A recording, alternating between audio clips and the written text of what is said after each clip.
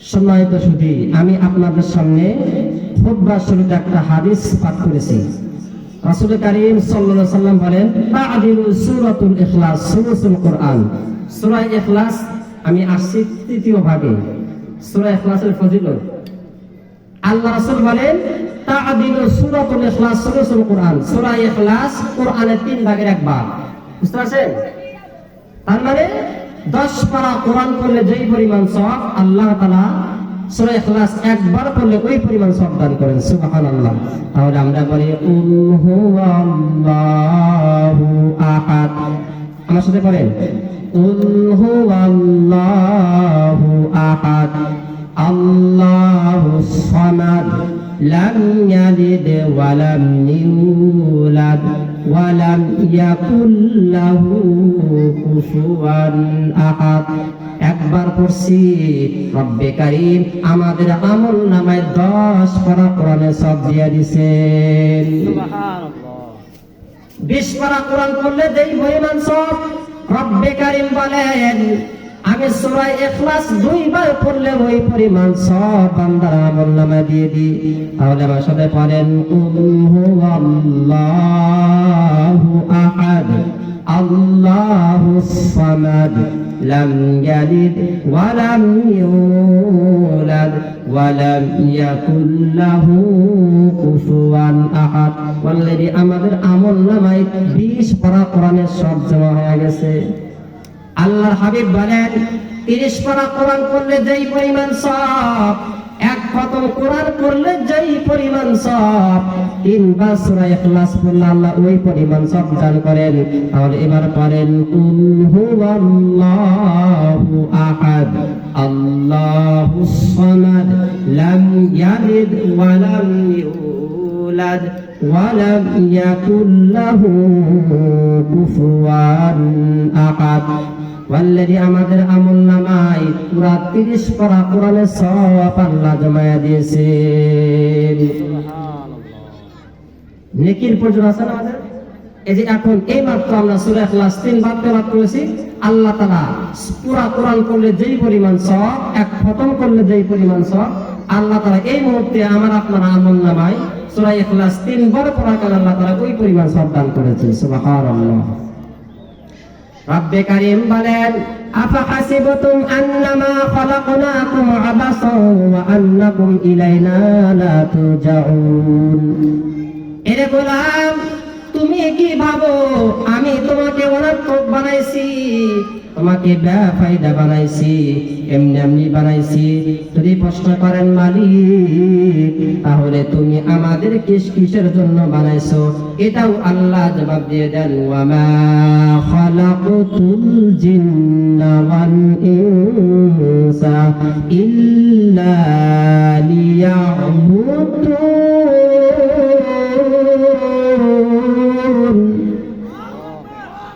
রব্বে কারীম বলেন, আমি 2টা জাতি, মানব দানব জিন জাতি মানুষ জাতি, আমি আল্লাহর গোলামের জন্য বানাইছি। আসমানটা বানাইছি মানুষের গোলামের জন্য, জমিনটা আল্লাহ বানাইছেন মানুষের গোলামের জন্য, আল্লাহ চন্দ্র বানাইছেন আমাদের গোলামের জন্য, আল্লাহ সূর্য বানাইছেন আমাদের গোলামের জন্য। আল্লাহ বলেন, আমি আসমান জমিন বানাইলাম তোর গোলামের জন্য। প্রশ্ন হয়, আল্লাহ আসমান জমিন চন্দ্র সূর্য আমার জন্য বানাইলেন, আল্লাহ আমাকে আপনাকে কিসের জন্য বানাইলেন? এটাই আল্লাহ জবাব দিয়ে দেন, ওয়ামা খালাকতুল জিন্না ওয়াল ইনসা ইল্লা লিয়াবুদুন। রব্বে কারীম বলেন, এ গোলাম, আমি তোরে বানাইছি আমি আল্লাহর গোলামের জন্য। জিন জাতি মানুষ জাতি 2টা জাতির আমি আল্লাহ আমার গোলামের জন্য বানাইছি। এখন বলেন, মানুষের মধ্যে কি সবাই 1 সমান হয়? তা কিন্তু হয় না। কিছু মানুষ আছে বোঝে, বুঝাইলে বোঝে, ঠিক না? আবার কিছু আছে বোঝে ঠিক, কিন্তু না বোঝা ভান করে, ঠিক না? এবার কি বলা হয় টাইরা? তো এই সমস্ত টাইরা লোক যদি আল্লাহকে বলে, আল্লাহ বুঝলাম ঠিক আছে, অনর্থক বানাও নাই, বানাইছো তোমার গোলামের জন্য, যদি গোলামি না করি। আল্লাহ বলে যদি গোলামি না করি, প্রশ্ন করে আল্লাহকে কেউ, এটাও আল্লাহ জবাব দিয়ে দেন, ওয়ালাকাদ যারা'না লিজাহান্নামা কাসীরাম মিনাল জিন্নি ওয়াল ইনস। রব্বে কারীম বলেন, এ গোলাম, আমি করে বানাইলাম, আমি আল্লাহর গোলামের জন্য।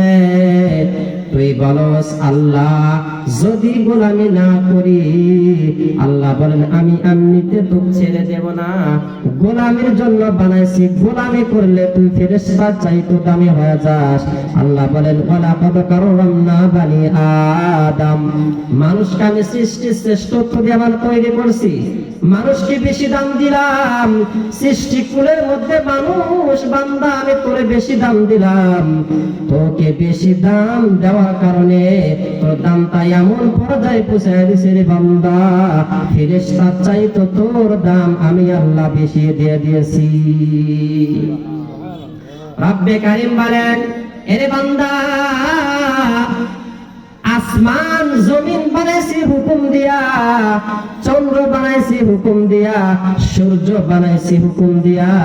বান্দা পারতাম আমি তোকে 3.5 হাত, তুই একজন মানুষ, মাটির মানুষ, পারতাম তোরে হুকুম দিয়া বানাইতে পারতাম, কিন্তু আসমান জমিন চন্দ্র সূর্য হুকুম দিয়া বানাইছি।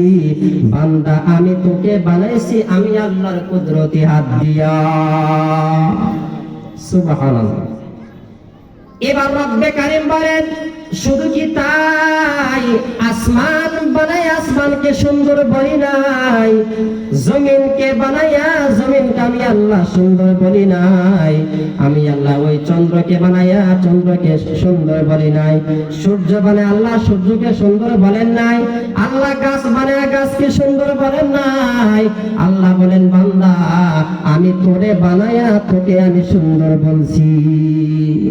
শুধু কি তাই, তাই না, আমি তোকে বানাইয়া 4টা কোয়ালিটি সম্পূর্ণ করেছি। এরপরে আমি শুধু নরমালে বলতে পারতাম বান্দা তোকে সুন্দর করে বানাইছি, কিন্তু না রে বান্দা না, তোকে বানাইয়া 4টা কোয়ালিটি সম্পূর্ণ করছি। 4টা জিনিসের কসম করে বলছি বান্দা তোরে আমি সুন্দর করে বানাইছি।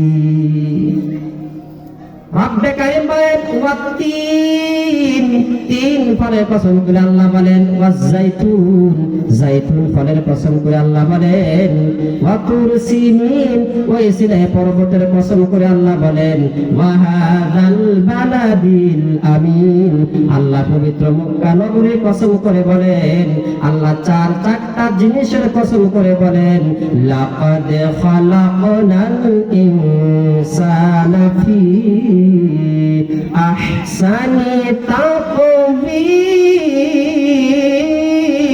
আল্লাহু আকবার বলেন। আল্লাহ বলেন বান্দা 4টা জিনিসের কসম করে বলছি, বান্দা আমি তোরে সুন্দর করে বানাইছি। বুঝতে পারছেন? আল্লাহ আমাদেরকে সুন্দর করে বানাইছেন। এখন যদি প্রশ্ন করেন মালিক যতই আপনি ওয়াজ করেন, যদি গোলামি না করি, আল্লাহ বলেন ছেড়ে দেব না, সাথ দিতে পারি। যেমনটি 16 বছর সাথ দিয়েছিল, আল্লাহ ছেড়ে দিছে। আল্লাহ ছেড়ে দিছে জানেন কে? দেশ খেদাইছে। আল্লাহ বলেন আমি তোকে সাথ দিতে পারি, ছেড়ে দেব না। আল্লাহ বলেন ওয়ালাকাদ যারা'না লিজাহান্নামা কাসীরাম মিনাল জিন্নি ওয়াল ইনস, গোলামি করলে তোর দাম ফেরেশতার চাইতে বেশি দেব। আর যদি গোলামি না করস তাহলে তোকে দিয়েই জাহান্নামে আগুনে জ্বালাবো আর পোড়াবো।